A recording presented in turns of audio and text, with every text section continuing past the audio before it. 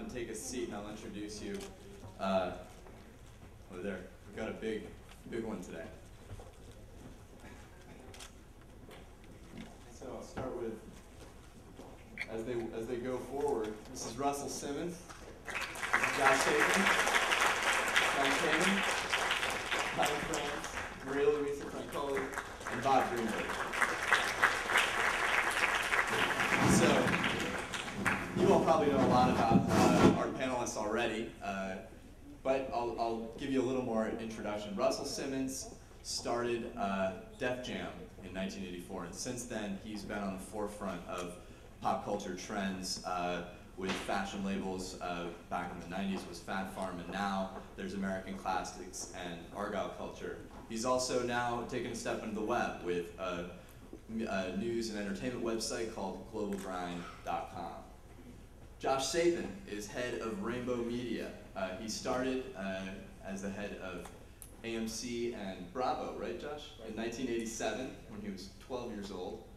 And since then, he took over all of Rainbow Media, which includes IFC, Sundance, WeTV, and AMC in 1995. And AMC, I think, led in series Emmys this year, thanks to Mad Men. So congratulations to him. Sitting next to him is John Kamen. John Kamen is the founder of Radical Media.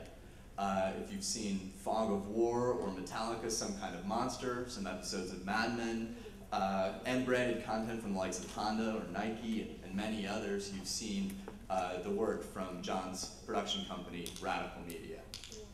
And sitting next to him is Brian France.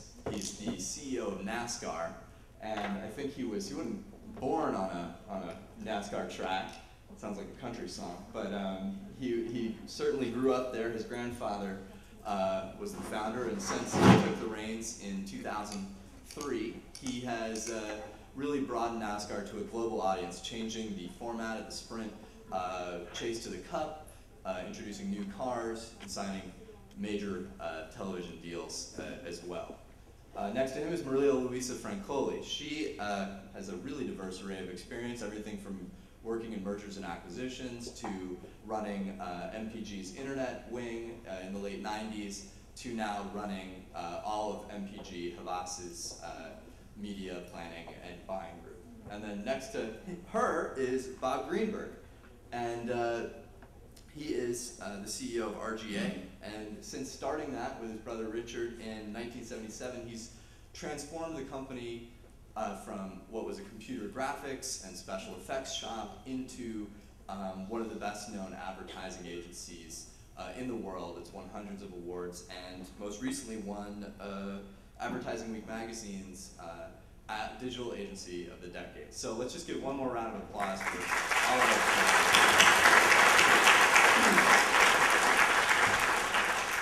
So the first question that I asked myself, I said, why are all these guys here? We've got an entrepreneur who's been in music and fashion. We have a cable guy. We got a production company guy, NASCAR. We've got a media company executive, and then we've got the head of an ad agency. So I was wondering, what am I supposed to do with these guys? And you know, the thing that I think is really that we're going to explore is they really offer perspectives from a diverse array of perches in the advertising and media world. But it's not just that. They're also the ones with the most at stake as the advertising and media world goes through just a tremendous amount of change. And there's some of the people who are going to be responsible for shaping that change. And then there's one more reason that I think is impressive is all of these guys have built great businesses out of figuring out how to harness consumer attention. Something that today, as everybody at Advertising Week knows, is harder than ever to harness. It's in short supply as the number of choices multiply. And so to start things off, and I'm going to take a seat, Russell, what does it take today to get consumers' attention? Well, for me, I always believe that people are searching. And you have to find the space. For me, there are many people who are brand builders and who find things that are already developing and big, and there are some successful brands in the space, and then they join in, and then they find a way to make them themselves special. A lot of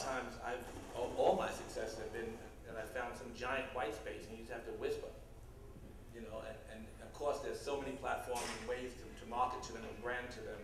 But to do something unique, it's been, it's been my intention always. I mean, even something as simple as, everyone can say, well, you're building a new clothing company. I think that there's no, there are many, many, many billions of dollars made in the urban business, but there's not an urban graduate. So why build another clothing company? Because when you sit next to Ralph Lauren and you're the only person of color and the only person from that generation, this urban graduate, then you're filling a big white space. So I think it's always important for me and to find a new space, to pioneer a space. And something may be simple and from the outside seem to be accessible or typical, but in fact it's something new. And I always want to have a product that I think is new and fills a void. Yeah, so Judd, what is it that consumers want right now? We've got Mad Men. I was interested in this. Two of the shows that have the most buzz on cable right now is Mad Men and then the Jersey Shore. So what is it about those two that gets everybody watching and talking about them? What do people want right now? Yeah, I think, I mean, Jersey Shore, I think, and Mad Men do share great characters, and they do share great stories, no kidding. They're slightly, in their own way, irresistible for many people. And so I think that there's always some eternal benefit in a great story, whether it sets out to be fictional or it's fact and goes through its course.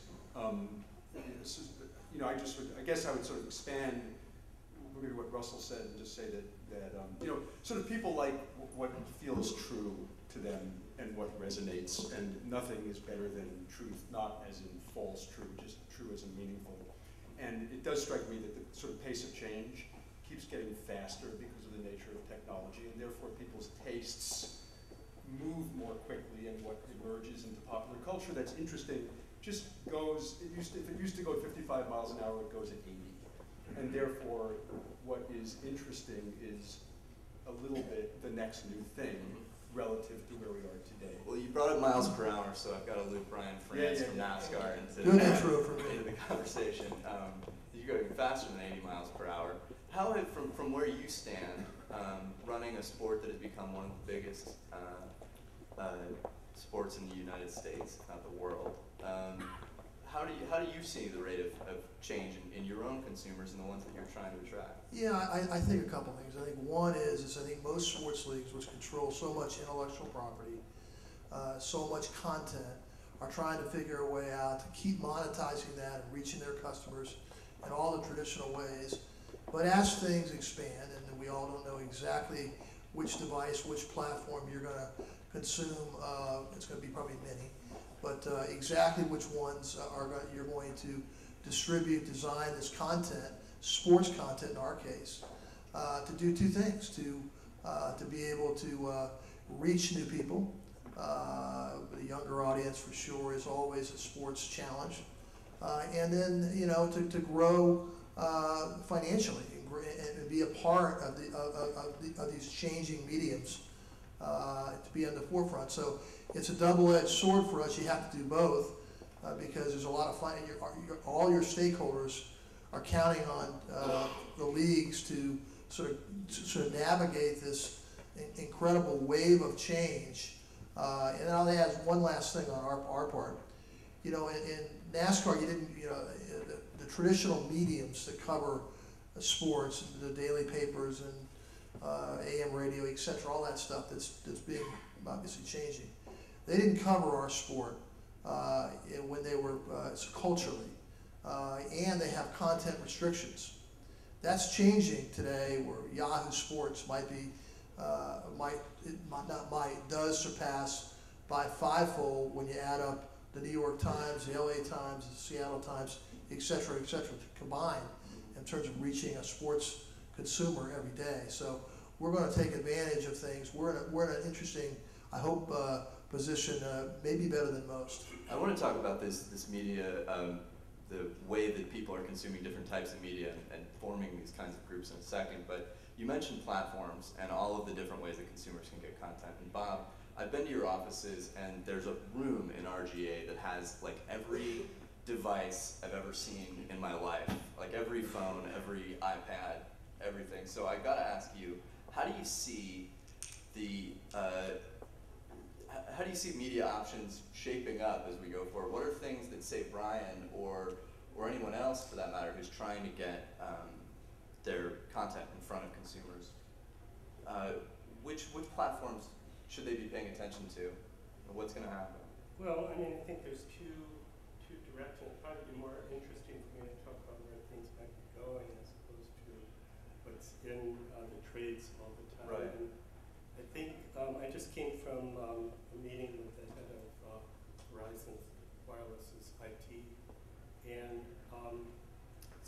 that question was asked in the meeting that I came from. I also thought in terms of what Brian was talking about. I never realized that the New Jersey Turnpike or whatever I was on coming here had a 65-mile-an-hour limit, so it allows you to go really fast in the rain. So cool. But I do think that what I was talking about with a person named Ashe is the importance of thinking about it as one screen, whether it's a mobile phone, a laptop, desktop, your television, or a big theater. And secondly, I think that speech that I gave with Nancy Benyoki from Nokia, who just resigned when the new person came in from Microsoft to run Nokia. We had a presentation we did at Cannes about 3-4 years ago, where we said that the third screen, which is cell phones, would become the first screen. And I think that designers often have difficulty with such a small space, and they have a difficulty with also the various screens. I think video conferencing is a huge thing that's going to come about soon. You see it on face-to-face with the iPhone. You'll see it as when applications start to happen around that space, it'll really take off. And it's a way to deal with the white space that Russell was talking about in a very unique and new way. And then voice activation, which was in the lab for such a long time, at Bell Labs particularly. And then I shot when I was in the production business, a poster with the founder of voice activation and Penn and Teller at Bell Labs, which became Lucent, etc. And I think it never really worked, but if you try the Android Google application, convert everything to Gmail, you're going to wind up having it work 99% of the time. So voice activation, you've got video conferencing, there's so many new things going on. Maria, which of these do your clients, what are they demanding from you right now that they didn't used to when it comes to all of these different devices, and what do you think they're going to start demanding? Okay, what they're demanding basically is effective and efficient communications, a lot of return on investment, and with the explosion of technology and the different devices, what we see more and more is that we need to establish meaningful communications. And I like some of what you said before, because in order to be meaningful, you need to appeal much deeper than the functionality or the attributes of the product that you are selling. Meaningful means that you need to connect with me. We feel more and more that clients are not only buying products, they're sort of signing in for everything that the product and the company that manufactures the company entails. So we see it more and more as an act of belief, an act of really wanting to partner and to be associated with this company, be it a soft drink, be it a shampoo, be it whatever it is. And truth is becoming very important. Most of us in this room, I think we started in the business no earlier than the 50s. And from the 50s until very recently, TV made us believe as professionals that just being credible, just being able to establish a credible line or a credible proposal would be enough, and it was enough.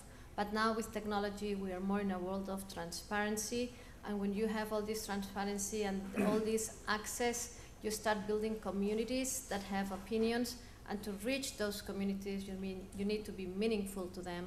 And one excellent way to be meaningful to communities is by connecting with their concerns, by connecting with their passions. And I think in this panel we have passions at the best. At So its Maria, height. let me jump in there. John, is it any different then in what you do depending on where it appears the screen? Well, yeah, I think it is really different in that, you know, Bert, when you mentioned is all of those devices that you saw in Bob's shop, they actually all used to be on Bob's belt. They're actually, and all of those devices in some ways forced us to reinvent our company, and we don't really think of ourselves as a production company anymore. We think of ourselves as a transmedia company that's filling the pipeline of all of these various platforms. And it's kind of fun to actually be sitting here at this panel because I was just talking to Brian. We're just working on a major initiative for a significant race that they have coming up for the prime sponsor of that race. And we're developing something that's quite alternative. At the same time, I think of you know, just delivering a 5th season of a show like Iconoclast, which is single sponsored by a premium brand, Grey Goose, and it's on the Sundance Channel for its 5th season. And I think of all of those platforms, and it just reminds me that, you know, there will be a need for content that's not only meaningful and ideally will grow in people's lives, but more importantly will engage them as an audience and not just as a consumer. Now, Josh, you have said, and I'm talking about as your content moves to these platforms, you've compared putting content up for free on Hulu and sites like it to texting while driving. Why don't you explain what you mean by that? Well, I think the stats are you're 23 more times likely to have a car accident or die if you're texting while driving. And so specifically what I meant is that there's all these cautionary tales in the media. I guess notably the record business, it sort of speaks for itself, you know more about it than I do, and the newspaper business, and there were indeed other factors at play. But if I have my numbers right, the recorded music business was a $14 billion business, retail, not too long ago. And there's a guy who was in the music business, he just fell over in his chair and he's suffering. You can recover, there are other lives. I guess these guys can employ you, it's gonna be okay.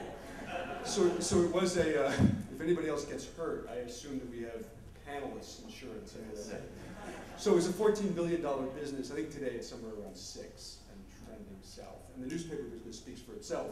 Yeah. So the economic system that supported the recorded music business and the printed word business on a daily newspaper was messed with. And it was not only messed with by external forces, it was actually messed with by the very people managing their industry. And I'd stop short of saying that they were operating out of greed or disorientation, but they accelerated the rate of decrease. And so when I said that, what I meant to say was that the television business and the shows that we do are supported, in our case, by 2 revenue streams for cable TV channels. That's actually now being replicated by the broadcast networks who are getting retransmission fees.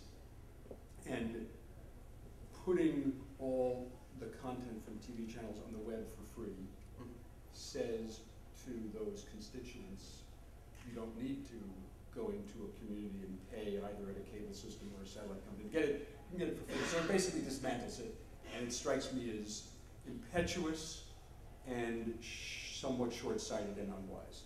What do you all think of that idea?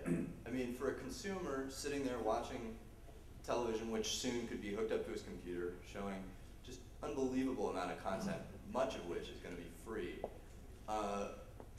What do we think about Josh's idea here of protecting it, of not putting content up online for free? Well, I have an experience. When Napster came to me before, and I was like just leaving this long time ago. I was leaving the record business. When they came, they had all these ideas of how we could monetize music. And I brought them to the heads of a few labels. It wasn't my business. I was just selling my company. I was starting various other companies, and I said, looks pretty scary to me. And like, we don't want to talk to them, so we should at least have a dialogue. I don't know what their solution could have been, but I think the idea being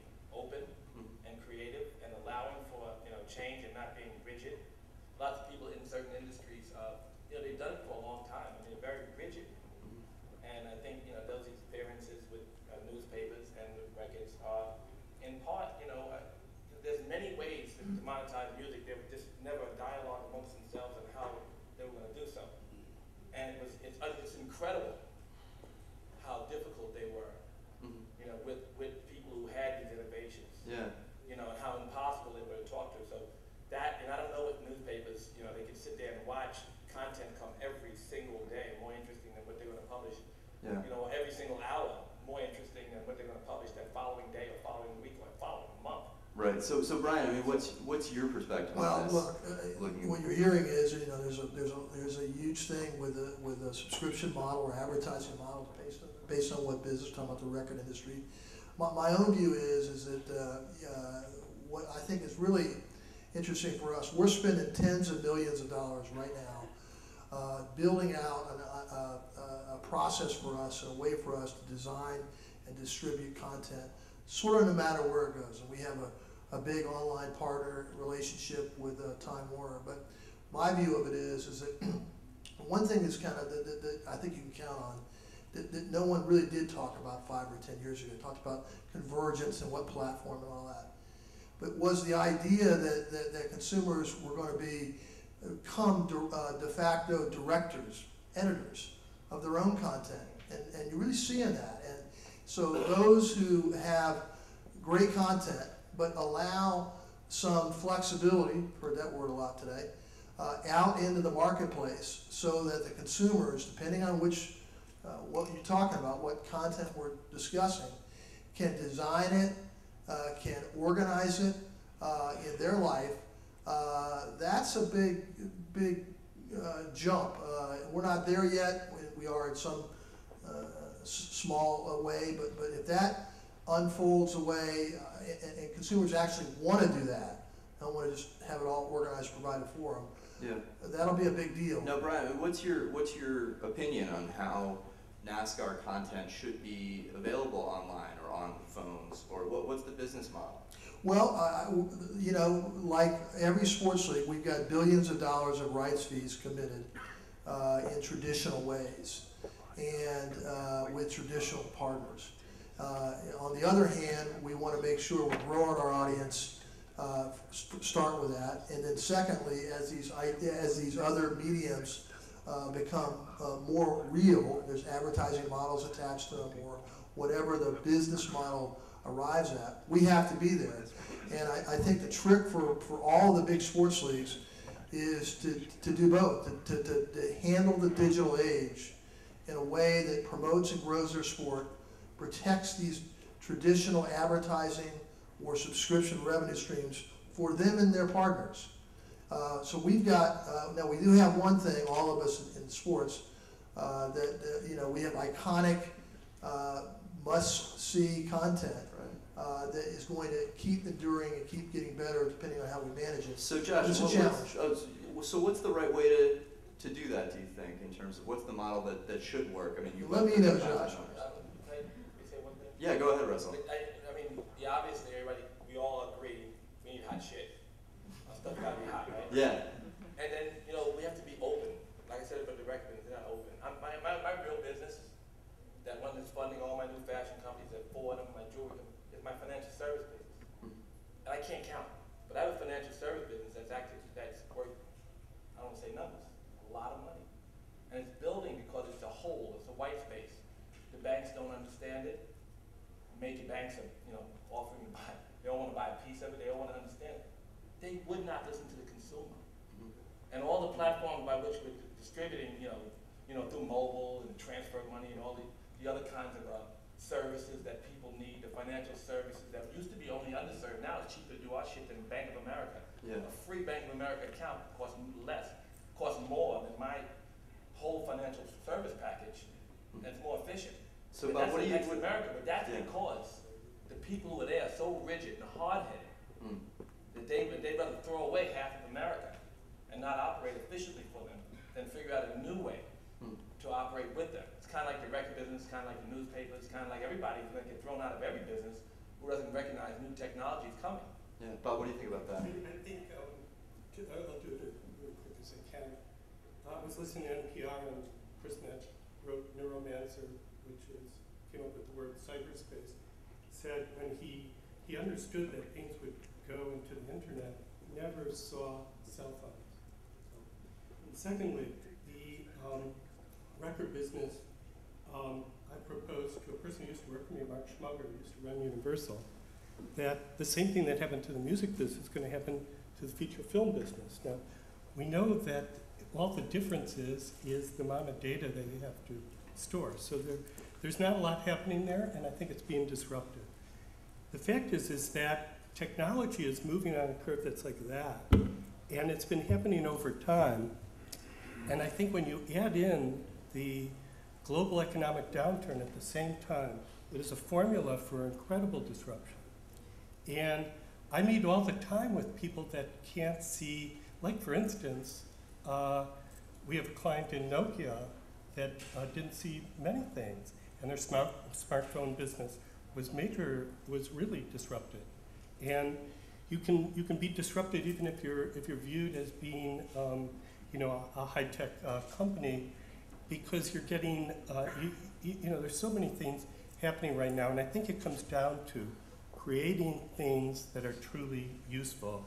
And I was going to bring up one other thing, and I'll be fast, and that's the data revolution that's happening, which we would talk about a lot at the agency business, and that could be combined with NASCAR in a very interesting way. Because I just came back from Singapore, and they were getting ready for the F1 race, and it's very disruptive to this country. But nevertheless, data combined with video that would make the experience of watching a race so much more interesting when you combine the two. And that's a thing I've been talking about for 10 years, but it hasn't been done. It's disruptive because you ain't listening. You know what I mean? In other words, if you have it and then there's all these synergistic opportunities and you're not exploiting them, or if that's not the way your company is thinking, it becomes disruptive. But it becomes, an asset if, of course, you're open-minded. So I'm not saying anybody's that smart. I'm just saying that's what we have to try to be, that smart. Yes. But disruptive, it's interesting because when Russell quotes the scale of the music business at its height at He did that, huh? okay. I got out right about that. All right. But now you look at something like the app business, and in 2000, a business that essentially only began in 2008, and to even look at my wife watching a very popular new show on another cable network, but she's also, she wasn't watching the Jersey Shore. I think it was another shore, but I think it was down. It was also in New Jersey, Atlantic City. But the fact is, at the same time, she's watching the ball game on her iPad. And that MLB app is probably almost a better experience than just television because of all of the stats and all of the other information that you can pull up on demand. But if you look at the app business, it's very analogous to the music business. 2008 to 2010, it's already a $6.8 billion business. And they project in 3 years' time, the app business alone, which is a clear indication of consumers' interest to buy or to purchase something, is going to be a $30 billion industry. Just the production of Josh, apps. go ahead. So I just struck by something when you talked about the disparate panelists. Yeah. And so I'll see if I can spit this out, which is that, a number of the people represented here have businesses that are conventionally either a sport or an ad agency or a buying agency or a production company, but in fact have become many more things over time. That's right. Each somewhat like one another, so that they have become, in a certain sense, their own little network. They have become their own application. They are an app. They actually are a media buying opportunity, even if they weren't initially. They're a chance for someone to put money into it. And so there was sort of this statement of the medium is the message, but now, as represented here, the brand can be the network, can be the producer, can be the application, and can be the direct connection to the consumer all at once. And there's actually an odd imperative to do so. Mm-hmm. Because if you don't, you look negatively at incursions. So it's almost, there's a convergence taking place. Yeah, and everything's got to be all things. everything becomes all things to some reasonable degree. But in that, if I can sound not defensive, the manner in which you organize that and price it and relate to clients and relate to consumers is, of course, all important. You can't just splatter it. Yeah. But it is an interesting indication because not just me, but the people here are probably exquisite evidence of the changing nature of what production channels, brands, and media opportunities are. Yes. Right. Maria, what do you think about that, and what are the implications for your business? Yeah, the implication for our business is that we need to find new ways. I mean, it's a big change in paradigm. It's a big change on what we are used to do as agencies, as advertisers, as media companies, and to find out what is the next way to not only find the right solution, but to make it economically viable for the entire community that is engaged is the big challenge, and is what we need to do. Sometimes when we see that it's so different from what we have been doing, it's tough to accept. But closing and trying to, in Spanish, I'm from Spain. In Spanish, we have a say that it says that it is impossible to put doors to the countryside. So it is impossible to put the doors that would control and make things the way we want. And what we need to be smart enough is to identify the opportunities, as you were saying, because so are John, numerous. and then Russell. Well, this is an advertising conference, and it is ironic that advertising dollars have been the economic fuel for most media for the longest period of time. And it's just, the platforms may be changing, but the reality is, I think that for brands to continue to be meaningful in people's lives, the concept, almost the very old concept of something having been brought to you by, and the appreciation of a brand having selected something, doesn't mean that you have to just have a brand message, but you can very, comfortably support something that your consumers appreciate and are engaged with, and therefore build a real appreciation with that consumer through supporting the programming. So Russell, what were you going to add to that? The whole idea about branding, and America and its next new America, and the lack of understanding about it by advertisers. I was on the Walmart advisory board, and I was lucky enough to sit and listen to all the different ethnic advertisers, right? The Latino and the Asian and the black. The black guy actually told me that there was 12 different kinds of African Americans. I swear, he said it, there's a lot of people on the board, a lot of very successful. They all sat, heard the presentation, and it described them, and I kind of knew them all, right? All 12 of them.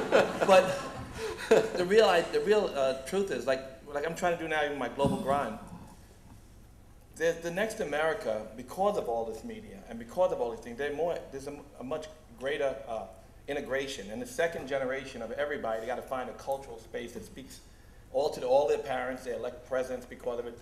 They get together and they kind of create a new America. And it's like the melting pot thing really finally starts to work. And maybe not amongst adults, but the people you're advertising to. And so you can't really buy an ad for all 11 African Americans. So even like in the internet, and even there was a time when it was all black and white radio, and then Churban radio came in, whatever the fuck that was. So are you Churban destroyed black and white radio on a lot of markets. So then I got this site. They said, what is it? Is it black enough? It's not black enough. Well, it's bigger than all the black sites, so it's not black enough, no. And it's got a potential to be bigger than everybody. It's a new site. Yeah. But it's bigger than the black sites. It's not black. It's about where culture is merging and really spreading big information. And people are not advertising into not only that space, but they don't even understand it.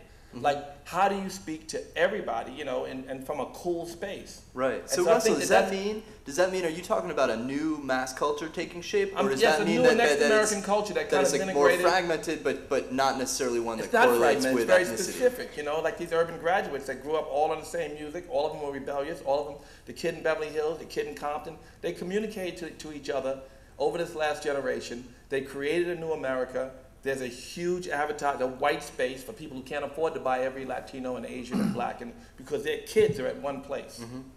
And that one place is a trendy place, and so I'm just saying that there's that opportunity. Now I'm curious to hear the perspective of Brian, who's also got something that was a major cultural force, much like Russell and your role in hip hop and fashion.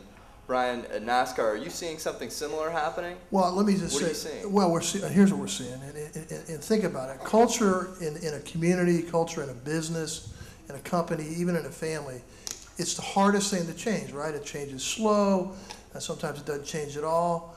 what we're hearing today and what we know in the audience is that technology is accelerating things from a cultural standpoint, and this is mostly about advertising information and so on, in a way that we never thought, we never thought from a speed standpoint that it would be so quick.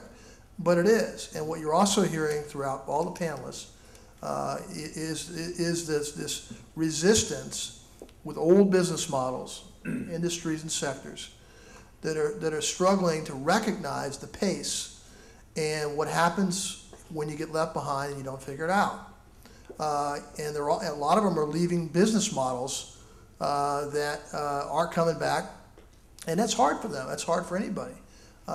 So what we're dealing with is trying to be, I've had a good time on this panel, as a matter of fact, listening to, different views of validating things you may think, you may understand, and we've got a whole bunch of smart people in our company working on the space, but this is a fun time for all of you. It's a fun time for all of us to sort of cruise through transforming the business. So this has been just a huge panel, and there's so many things I want to talk about, but I want to open it up to questions from the audience.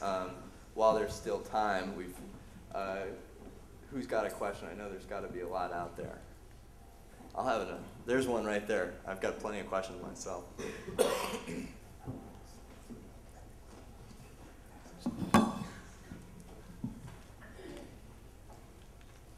This is a question for Josh. So you're sort of, I guess, anti-Hulu, but given the choice between BitTorrent or Hulu, what do you see as a viable business model?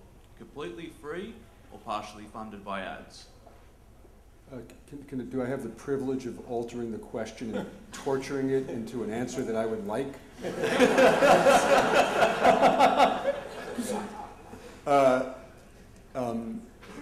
Because I think it's really a central thing. I think it's actually a pretty important question and comment. I really do. John knows how much it costs to make the type of an hour of drama like we make it. Right? It costs a whole bunch of dough. So this is I don't mean to make it a bullshit politic answer, but I really mean it. So neither. They're very unappealing because the whole world's paying for the stuff today in one form or another. Advertisers are paying and the systems that distribute it are paying. And if you disrupt that, you're going to actually compromise where the money comes in, and ultimately you're probably not going to be able to make it. So what's appealing from my point of view is to not be too timid about price and to actually go out with your content in every format in the world that is seductive and appealing and mess with price and try and engage people into something that they think is fair and valuable. So I'm sorry to rail about it, but I actually think we're at a sort of a tender moment, because if you mess up the system, and that you really do it at your own terrible jeopardy. And I'll just mention an anecdote, which is, so we started to release little independent films through IFC. And we released them on video on demand the same day they went into movie theaters. We started 4 years ago. And we thought, is anybody going to go home and actually click the remote and pay $8 for one of our little independent films? Seems unlikely. They're not using VOD that much. They're not paying money. So we recently released two little indie films. You probably have heard of neither of them. And almost 1 in 100 people who have access to VOD in America bought each one. I'll tell you their names because they're sort of, it's slightly flabbergasting. So one's called Human Centipede, right? What the hell is that? And the other's called The Killer Inside Me, which is from a Jim Thompson novel. But literally, there's about 45 million VOD homes in America. 1 in 100 people paid $8 to get it. Sorry for the long answer. I didn't mean to make it a commercial for ourselves. I meant to say that they're both bad news to my mind in their current formulation, because they actually erode price and value. And those who engage, I think, do it out of some notion of experimentation, embracing the future. But I think it's precipitous and unwise. So sorry for the long, tortured answer to your very discreet question. Got a question right there. Thanks. At conferences like this, and here today, there's often discussion about free content.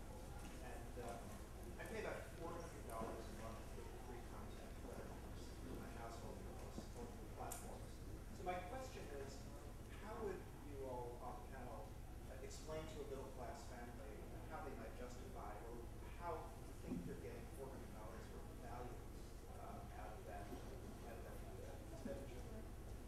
everybody hear the question?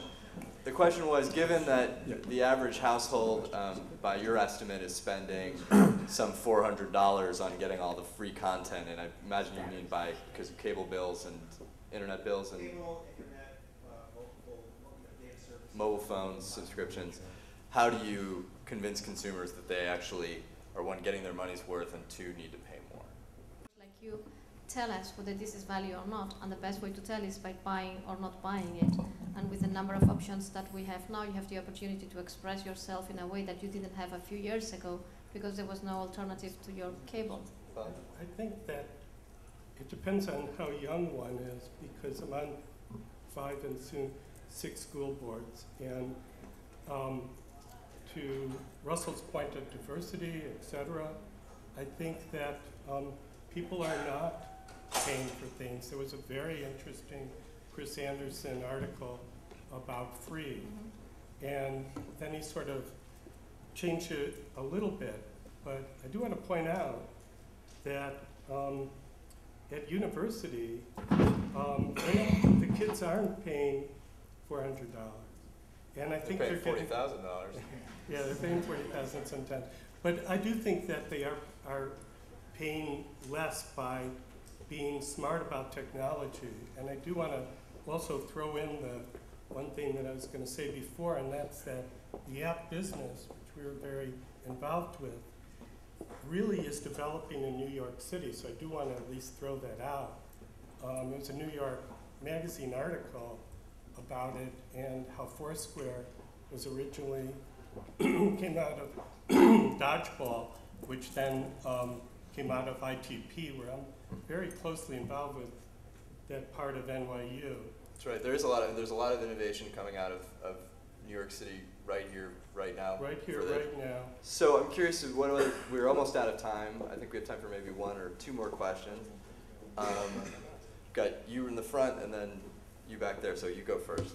With all the different perspectives of new markets, breaking old models, disruptive, and different ways of going about things, there's still limited budgets. So how do you really navigate staying on the cutting edge and making the right choices without going down the wrong path? How do you budget for innovation and new things? It comes from deep understanding of consumers and try to understand what would be the best way to go for a particular campaign, for a particular product, for a particular point of communication. It's difficult. I wish I had the best truth and one that never fails, but it's not the case, at least not in our situation. We just opened in Buenos Aires and Sao Paulo, and we're tying it together with video conferencing that I was bringing up. Everybody at RGA has video conferencing. So the ability for us to tie into a market like Buenos Aires, where it's far less expensive, we're not looking to be the least expensive, we're looking to be less expensive, and mix it, because we'll have 3 people in Buenos Aires working with 4 people in Sao Paulo working with 6 people in New York, and you're then spreading out the cost. And I think it's critical, because we're getting at RGA too expensive, and I think that's a very important thing that everybody has to look at. How do you really bring the cost down of everything you do? All right, so last question. I can't remember who it was. There you go, right up there. We were talking about the MLB iPad app before and how that allows them to serve their content, and I actually provide a better consumer experience, and I'm wondering if there's any barrier that's presenting something like AMC to use the app market to deliver their content in a similar model, and then you don't have to worry about battling with something like Hulu, who gives away too much content for a lower price point than you're looking for and allows you to control your own ads. And I was just wondering. I think it's a really, really timely and ripe question. There are some, I think the broad answer is there are no obstacles in the grand sense. There are, however, when you actually get to the implementation of it, a whole bunch of things you have to consider, including who owns the rights to what that we show, what that is today and what it'll be in the future. But I think that there's a sort of inevitable destiny in all that, but there's a bunch of sort of hurdles along the road that are about rights, money, who's on first, incumbent position, but I think that there's some quality of inevitability to what you're suggesting. Thanks. John, you have You know, some closing I just remarks? think it's an incredible opportunity for our industry. And when I say our industry, I include the advertising industry because those are my basic roots. But I really believe when you talk about the value to a consumer, when you talk about price dictating what consumers will buy and what they'll be able to afford, or how will brands in their investment in media invest in something that will be appreciated by that audience. So I think there's an incredible opportunity for us. I think that, you know, to Russell's point, finding the white space, finding the places in which you're going to be able to grow that opportunity is going to be critical to our industry and critical to the media industry as well, or even a franchise like NASCAR. It's important for us to think creatively and to rethink some of the models that we might have once supported blindly and now start to think of new alternative ways to invest. I'm going to cut you off there. Guys, let's give a round of applause for all of us.